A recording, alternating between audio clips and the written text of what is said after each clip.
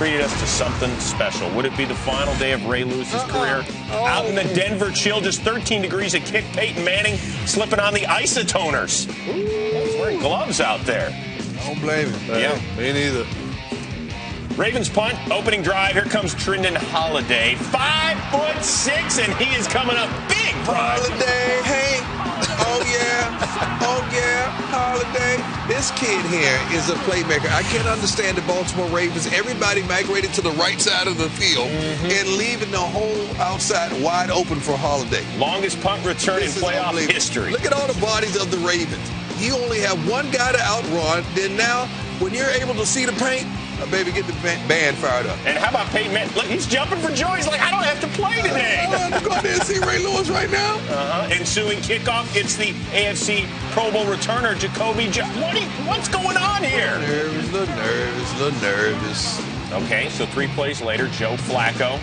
This tested Ravens on 3rd and 8. Flacco to Tandon Doss. Incomplete, but Tony Carter called for pass interference. You know, that was great play. That was a great play. I agree. He just cut the route off, ran him out of bounds. Great play. Great throw and catch here. Flacco to Torrey Smith, beating Champ Bailey, who had one of the worst days of his career. One of the worst. It's probably the worst I've ever seen, and it didn't stop here, folks. This was just the beginning. Smith held to just 1 catch in their first meeting.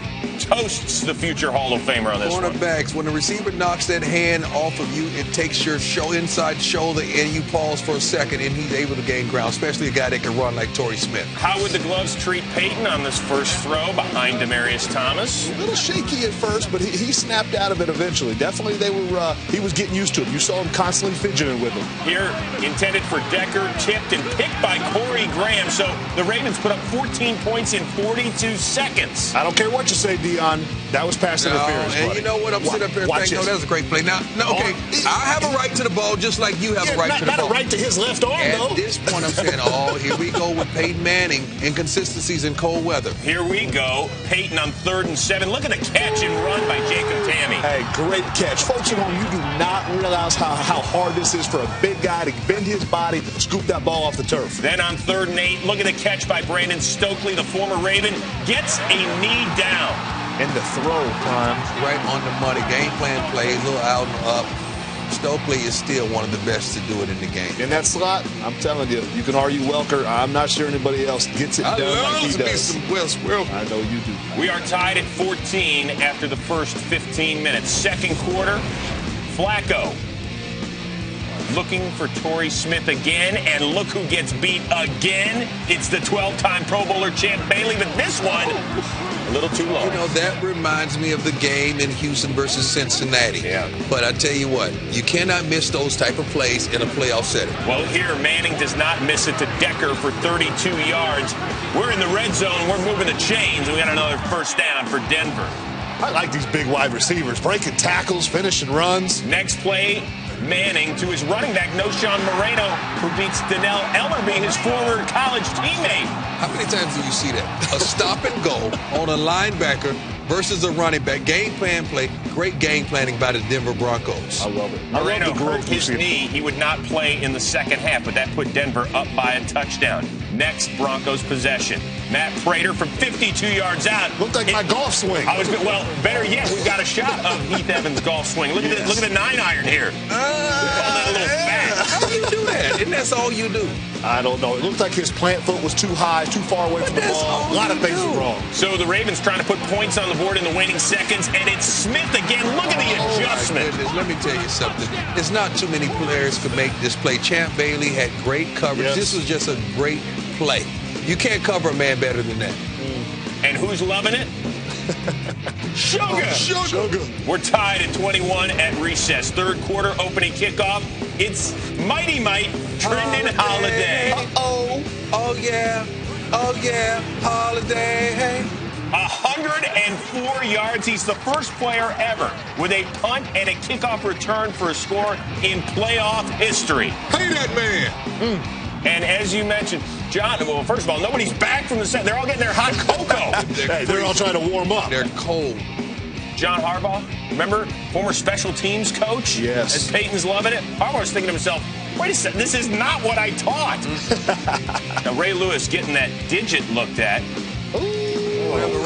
Those knuckles hurt. It'll go down. Deion's got a toe that looks like that. You put a ring on that thing, I bet it'll go down. Yeah, still managed to get 17 tackles on this day. Then Manning has the ball stripped. Of course, they review all turnovers. They get another look at it, and Paul Kruger's fumble recovery is upheld. Should have been. Yeah, good call. Good call. That one hurt that team, though. Ensuing Baltimore drive, here comes Ray Rice. 30 carries, $131 on this day. That was one of his better runs. I felt as though Ray Rice ran the ball all day, not one to fumble. Yeah. Not really aggressive. A little hesitant at times, but very you know what? hesitant. You love the 130 yards, and you love that Caldwell got him involved because he is still the key to this offense. He is pumped up after scoring from a yard out. We're tied at 28, and Peyton's got to go back to work. They didn't like that mile-high salute, though, Chris. Peyton to Joel Dreesen. And then we've got a little unnecessary roughness on Jockey Brown. Horrendous call. I do not understand it. They're turning this game into a real soft part. Look at it. It's a shoulder hit. It's a shoulder. Listen, I'm an offensive guy. That shouldn't have been a penalty. 3 plays later, Manning. Demarius Thomas, no, but you see the late flag. It's called on Kerry Williams for holding. It was not holding. He did not impede his route. This is the route that Heath and I don't agree with. Look at holding. The shoulders just touched. The shoulders just, he just has his hand rested gently on the shoulder. It did not impede the route. The receiver dropped the ball. That was a horse collar tackle, Deion. 3 plays later, Manning to Demarius Thomas makes the great cut and gets away from Ray Lewis, and he is into the end zone, and Denver has a 35-28 lead. This is what makes Peyton Manning so great. He's audible. This was an audible at the line of scrimmage, something that he saw. It's like having another coach on the field. Capping a 10-play, 88-yard drive. Here comes Baltimore now on 3rd and 7. Flacco to Anquan Bolden, a team-high 6 grabs for 71 yards there near midfield. 4 plays later, 3rd and 5, Flacco. Buying time, Jacoby Joe.